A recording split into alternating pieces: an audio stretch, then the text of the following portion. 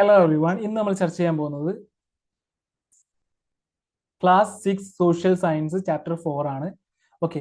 ഉൽപാദന പ്രക്രിയയിലൂടെ മനുഷ്യന്റെ ആവശ്യങ്ങൾ പൂർത്തീകരിക്കുവാൻ ഉപയോഗിക്കാവുന്നതും കാണാനും സ്പർശിക്കാനും കഴിയുന്നതുമായ വസ്തുക്കളാണ് സാധനങ്ങൾ. എന്താണ് സേവനം, സർവീസ്? സേവനങ്ങൾ പലപ്പോഴും കാണുവാനോ സ്പർശിക്കുവാനോ കഴിയില്ല, മറിച്ച് അനുഭവിച്ചറിയാം. അധ്യാപനം ഒരു സേവനമാണ്. ബാങ്ക് ഉദ്യോഗസ്ഥർ, ഡോക്ടർമാർ തുടങ്ങിയവരിൽ നിന്ന് നമുക്ക് ജീവിതത്തിൽ സേവനങ്ങൾ ലഭിക്കാറുണ്ട്. സാധനങ്ങളും സേവനങ്ങളും നമ്മുടെ ആവശ്യങ്ങൾ നിറവേറ്റാൻ വേണ്ടിയാണ് നാം ഉപയോഗിക്കുന്നത്. അതുകൊണ്ട് അവ ഉൽപ്പാദിപ്പിക്കേണ്ടതുണ്ട്. എന്താണ് ഉൽപാദനം, പ്രൊഡക്ഷൻ? മനുഷ്യന്റെ ആവശ്യങ്ങൾ നിറവേറ്റുന്നതിനുള്ള സാധനങ്ങളും സേവനങ്ങളും നിർമ്മിക്കുന്ന പ്രക്രിയയാണ് ഉൽപാദനം. ഉൽപാദന ഫലമായി ലഭിക്കുന്നതാണ് ഉൽപ്പന്നം, പ്രോഡക്റ്റ്. നിരവധി ഘടകങ്ങളുടെ പ്രവർത്തന ഫലമായി മാത്രമേ ഉൽപാദനം നടക്കുകയുള്ളൂ. ഒരു ഉൽപ്പന്നത്തിന്റെ ഉൽപാദനത്തിന് സഹായിക്കുന്ന വിവിധ ഘടകങ്ങളാണ് ഉൽപാദന ഘടകങ്ങൾ ഫാക്ടേഴ്സ് ഓഫ് പ്രൊഡക്ഷൻ. എന്താണ്? ഉൽപാദനത്തിന് സഹായിക്കുന്ന ഘടകങ്ങളെ പൊതുവെ 4 ആയി തരംതിരിക്കാം. ഭൂമി, ലാൻഡ്; തൊഴിൽ, ലേബർ; മൂലധനം, ക്യാപിറ്റൽ; സംഘാടനം, ഓർഗനൈസേഷൻ. ഒന്നാമത്തെ ഭൂമി. സാധനങ്ങളുടെ ഉൽപാദനത്തിന് ഉപയോഗിക്കുന്ന എല്ലാ പ്രകൃതി വിഭവങ്ങളും ഭൂമി എന്നതിൽ പെടും. ഭൗമോപരിതലത്തിലെയും ഭൗമാന്തരീക്ഷത്തിലെയും ഭൗമാന്തർഭാഗത്തെയും എല്ലാ പ്രകൃതി വിഭവങ്ങളും ഉൽപാദന ഘടകമായ ഭൂമി എന്നതിൽ പരിഗണിക്കും. അപ്പോൾ ഉൽപാദന ഘടകം എന്ന നിലയിൽ ഭൂമിയിൽ പ്രകൃതി വിഭവങ്ങൾ ഉൾപ്പെടും. അവ ഏതൊക്കെയാണ്?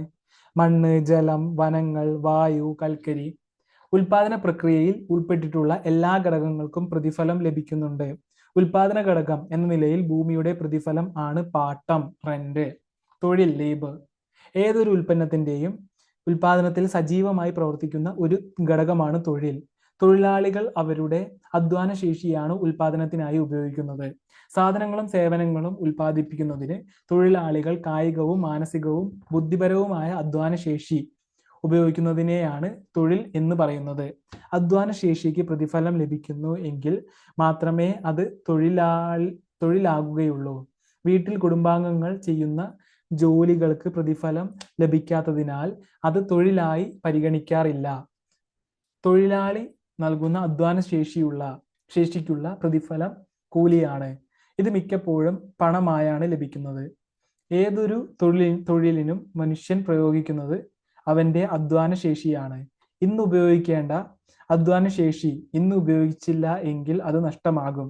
ആയതിനാൽ തൊഴിലാളിയുടെ അധ്വാന ശേഷി പിറ്റേ ദിവസത്തേക്കായി കരുതി വെക്കാനാവില്ല. അതുപോലെ തൊഴിലാളിയുടെ അധ്വാന ശേഷിയെ വിദ്യാഭ്യാസത്തിലൂടെയോ പരിശീലനത്തിലൂടെയോ മെച്ചപ്പെടുത്താൻ കഴിയും. മൂലധനം, ക്യാപിറ്റൽ. ഒരു ഉൽപ്പന്നം ഉൽപ്പാദിപ്പിക്കുന്നതിനും ഉൽപാദനത്തിന് ആവശ്യമായ അടിസ്ഥാന സൗകര്യങ്ങൾ ഒരുക്കുന്നതിനും ആവശ്യമായ ഒന്നാണ് മൂലധനം. ഒരു ഉൽപ്പന്നം ഉൽപ്പാദിപ്പിക്കുന്നതിന് ഫാക്ടറി സ്ഥാപിക്കുക, യന്ത്രങ്ങൾ വാങ്ങുക, തൊഴിലാളികൾക്ക് വേതനം നൽകുക, ഉൽപ്പന്ന നിർമ്മാണത്തിന് ആവശ്യമായ അസംസ്കൃത വസ്തുക്കൾ വാങ്ങുക തുടങ്ങി വിവിധ ആവശ്യങ്ങൾക്ക് മൂലധനം ആവശ്യമാണ്. ഉൽപാദനത്തിന് ഉപയോഗിക്കുന്നതും കാണാനും സ്പർശിക്കാനും കഴിയുന്നതുമായ മനുഷ്യനിർമ്മിത വസ്തുക്കൾ മൂലധനം എന്നറിയപ്പെടുന്നു.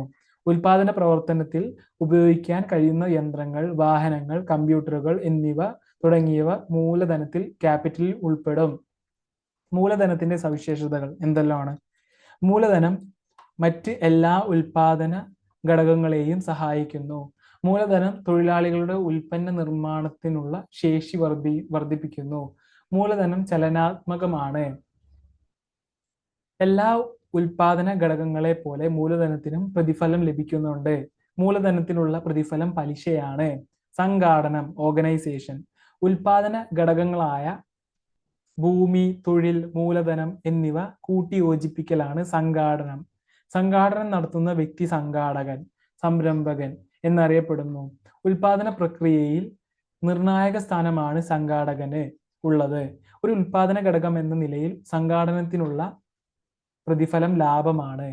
ഭൂമി, തൊഴിൽ, മൂലധനം, സംഘാടനം, ഉൽപാദനം, ഉൽപ്പന്നം. ഉൽപാദന ഘടകങ്ങൾ ഒത്തുചേർന്ന് പ്രവർത്തിക്കുമ്പോൾ ഉൽപാദനവും അതുവഴി ഉൽപ്പന്നവും രൂപപ്പെടും.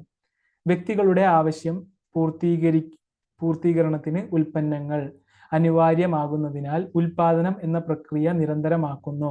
ഉൽപാദനം എന്നത് ഒരു സാമ്പത്തിക പ്രവർത്തനവും നിരന്തരമായി തുടരുന്ന ഒരു പ്രക്രിയയുമാണ്. സാമ്പത്തിക പ്രവർത്തനങ്ങളുടെ ചാക്രിക പ്രവാഹം, circular flow of economic activities. ഉൽപ്പന്നങ്ങൾ ഉൽപ്പാദിപ്പിക്കുന്നത് ഉൽപാദന യൂണിറ്റും ഉൽപ്പാദിപ്പിക്കുന്ന ഉൽപ്പന്നങ്ങൾ ഉപയോഗിക്കുന്നത് ഗാർഹിക യൂണിറ്റുമാണ്. ഓക്കെ. മനുഷ്യന്റെ ആവശ്യങ്ങൾ നിരവധിയാണ്. ഒരു ആവശ്യം നിറവേറ്റുമ്പോൾ പുതിയ ആവശ്യങ്ങൾ ഉണ്ടാകും. ആവശ്യങ്ങൾ മാറ്റുന്നതിനനുസരിച്ച് സാധനങ്ങളും സേവനങ്ങളും ആവശ്യമായി വരും. അപ്പോൾ അവ ഉൽപ്പാദിപ്പിക്കേണ്ടി വരും. അതുകൊണ്ട് ഈ പ്രക്രിയ തുടർച്ചയായി സംഭവിക്കുന്നതാണ്.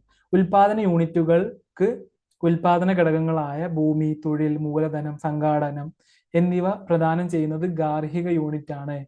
ഉൽപാദന ഘടകങ്ങൾക്കുള്ള പ്രതിഫലമായി പാട്ടം, കൂലി, പലിശ, ലാഭം എന്നിവ ഉൽപാദന യൂണിറ്റ് ഗാർഹിക യൂണിറ്റിന് നൽകുന്നു.